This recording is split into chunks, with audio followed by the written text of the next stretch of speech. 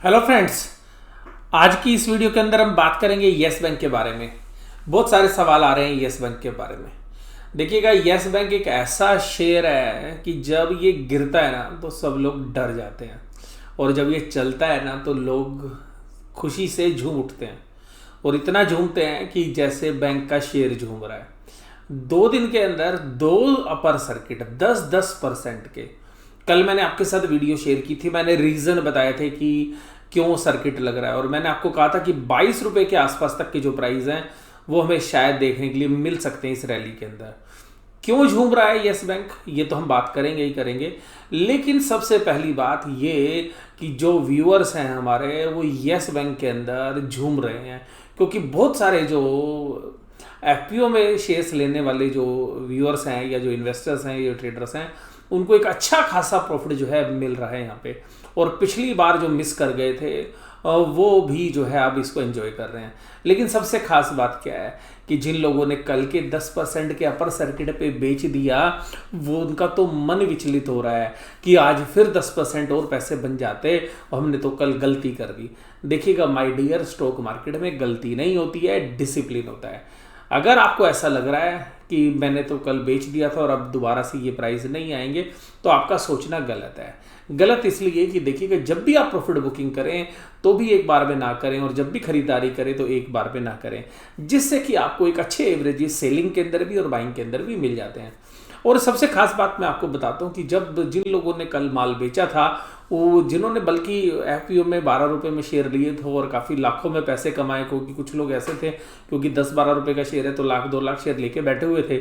और जब वो कल 7 रुपये चला, अगर 12 से अगर आज की डेट में देखें तो 7 रुपये चल चुका है, तो कल भी 5 रुपये चल चुका था, 5-5.5। तो कल भी जिन्होंने 5-6 लाख रुपये कमाए या इवन हज़ारों में पैसे कमाए, 50,000 60,000, उनका भी आज मन विचलित हो गया, क्योंकि जिन्होंने 5-6 लाख कमाए उनको लगता है कि आज 1 लाख और कमा लेते हैं।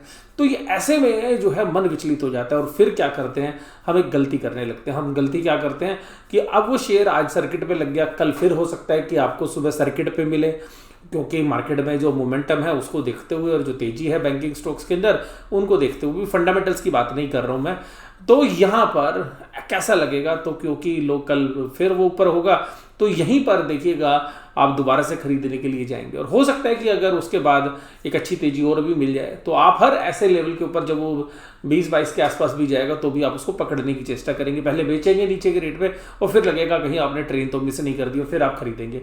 इसको बोलते हैं fear of missing opportunity. Fear of missing out या फियर ऑफ मिसिंग अपॉर्चुनिटी की अगर बात करें, तो ये जो फियर ऑफ मिसिंग आउट है, इसकी वजह से आप ऊपर की प्राइस में फिर शेयर ले लेंगे, और मान लीजिएगा फिर वो थोड़े समय के लिए कंसोलिडेट होता है तो आप फिर परेशान होते रहेंगे। तो इसका जो सही तरीका वो ये है कि अगर आपको इसमें बड़े लॉन्ग टर्म के लिए अगर आपने रखा हुआ है, फिर तो आप देखिएगा छोटी मूवमेंट्स के लिए मत ट्रेड करिए। क्योंकि मैंने आपको जो है पिछली वीडियोस में बताता रहा हूँ कि जो पुराना राणा कपूर वाला यस बैंक था, वहाँ पे प्राइस ऊपर थे, फंडामेंटल वीक थे। अब क्या है कि प्राइस नीचे थे, फंडामेंटल प्राइस के हिसाब से थे। तो आगे चल के फंडामेंटल इंप्रूव होंगे तो शेयर के प्राइस बढ़ सकते हैं। तो कल मैंने आपको 4 रीजंस बताए थे क्यों ये शेयर का प्राइस चला, तो मैं उनको एक बार रिकैप कर देता हूँ।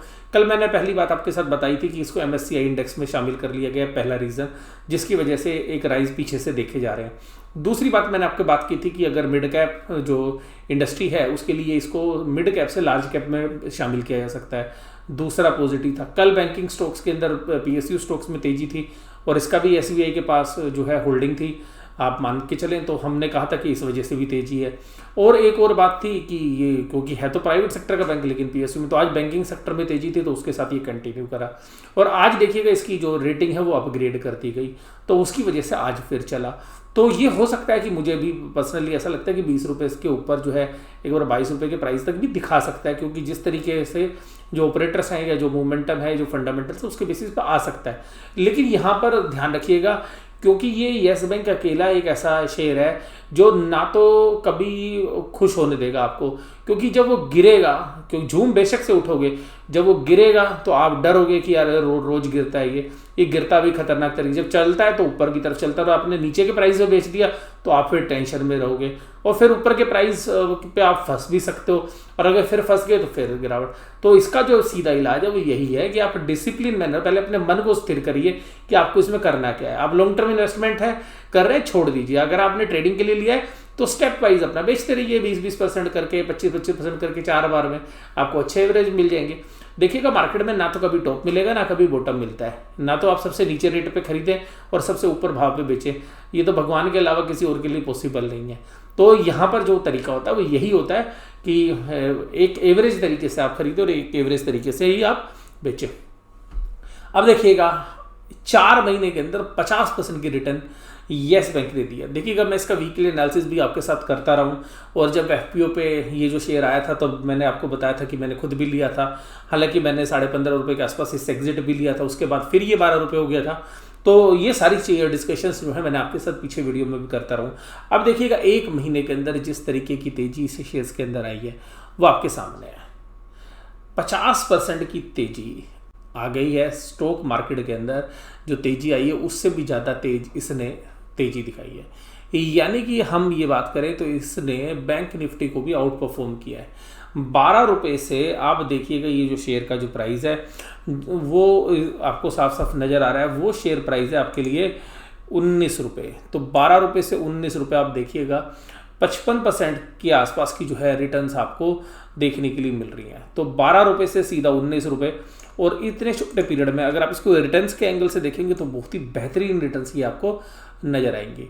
लेकिन मैं जैसी चर्चा आपके साथ कर रहा था कि यहाँ पर इस तरीके के शेयर्स में एक सबसे खास बात क्या होती है कि जब ये शेयर चलता है तब भी आप निराश होते हो। निराश किस लिए होते हो कि हमने तो सस्ते में बेच दिया, और उसके बाद चलता है तो फिर आपको लगता है कि इस शेयर्स को पकड़ लेना चाहिए, तो आप इसको सस्ते में बेचोगे और फिर दोबारा से ऊपर महंगे में पकड़ोगे। तो देखिएगा इस शेयर्स में जब तक रैली चल रही है तब तक चलने दो, और जब आपको आभास हो कि ये जो है सर्किट जो है सस्टेन नहीं कर पा रहे हैं तब आप भी जो है अगर आप चाहें लमसम में भी प्रॉफिट बुकिंग करने वाले जो लोग हैं वो इस तरीके से कर सकते हैं।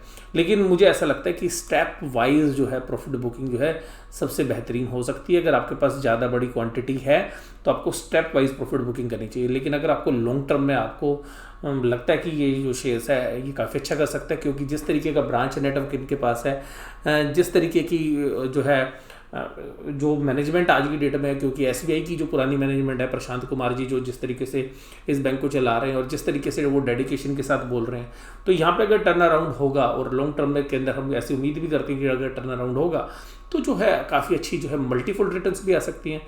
लेकिन जो लोग ट्रेडर्स हैं उनको अपना पहले मन स्थिर रखना पड़ेगा। देखिए स्टॉक मार्केट में ना अगर जब तक आप खुद को सेटिस्फाई नहीं करोगे तब तक आप पैसा नहीं कमा पाओगे। आप अगर जितना लालच करोगे उतना फंस जाओगे, जितना डरोगे उतना भी फंसोगे। तो सीधी सी तरीका ये कि जब मार्केट ऊपर जा रही होती है, जब शेयर ऊपर जा रहा होता है, अगर आप ट्रेडर हैं तो आपको पार्शियल प्रॉफिट बुकिंग करती रहनी चाहिए, और जब नीचे आए तो दोबारा खरीदने की हिम्मत जुटानी चाहिए। और अगर आप लॉन्ग टर्म इन्वेस्टर हैं तो चुपचाप जैसे सांप होता है ना कुंडली मार के बैठ जाता है, तो कुंडली मार के अपने पोर्टफोलियो में बैठे रहिए। तो ये तरीके होते हैं। लेकिन स्टॉक मार्केट है रोज ऊपर नीचे होगी तो मन तो विचलित करेगी। तो मैं अपनी जो बात यहाँ पे इसलिए करना चाह रहा था क्योंकि बहुत सारे जो व्यूअर्स थे कल की वीडियो के ऊपर भी इस तरीके के कमेंट्स आ रहे थे कि सर अभी तो ये जो है 200 रुपये हो जाएगा, 150 भी हो सकता है, सर ये तो अभी बहुत मल्टीफोल्ड रिटर्न दे देगा। तो क्या होता है जब शेयर चलने लगता है तो ऐसी उम्मीदें बनती रहती हैं, लेकिन चीज़ें क्या होती है रियलिस्टिक होती हैं। जो म्यूचुअल फंड्स इंडस्ट्री भी अगर इसको इंक्लूड करेगी अपने पोर्टफोलियो में तो वो इस बात को ध्यान रखते हुए करेगी कि ये लॉन्ग टर्म के अंदर चलेगा। तो यहाँ पर जो पोर्टफोलियो है उसके अंदर भी जब अलोकेशन आएगी इसमें तो हो सकता है कि मुझे लगता है 20-22 रुपये के प्राइजेस आ सकते हैं। और जो स्पेकुलेटिव मूव्स हैं वो इस समय पर आते हैं कि अगर आपको पता है कि कल को आके म्यूचुअल फंड इसको खरीद सकता है महीने 2 महीने बाद, तो जो बड़े ऑपरेटर्स होते हैं उसको आज ही खरीद लेंगे, और जब 2 महीने बाद जो म्यूचुअल फंड्स खरीदने आएंगे तो अपना प्रॉफिट बुक कर सकते हैं। अगर मैं आपको एक ट्रेडर्स के एंगल से अगर बात करूं तो आपको ये वीडियो कैसी लगी जरूर से जरूर मुझे बताइएगा। आपके मन के जो सवाल थे क्या वो इस वीडियो में पूरे हुए या नहीं हुए, या मन में अभी भी कोई सवाल येस बैंक के बारे में अगर आपके बचते हैं तो आप वो कमेंट बॉक्स में जो है लिखने की कोशिश करिएगा। फिर देखिएगा आपको जब भी नेक्स्ट वीक में या वीकेंड के ऊपर कोई जो इससे संबंधित कोई वीडियो होगी तो उसके अंदर मैं वो सारी डिस्कशन आपके साथ करता हुआ नजर आऊँगा। वीडियो इसी तरीके से देखते रहिएगा। वीडियो देखने के लिए धन्यवाद। Thank you very much.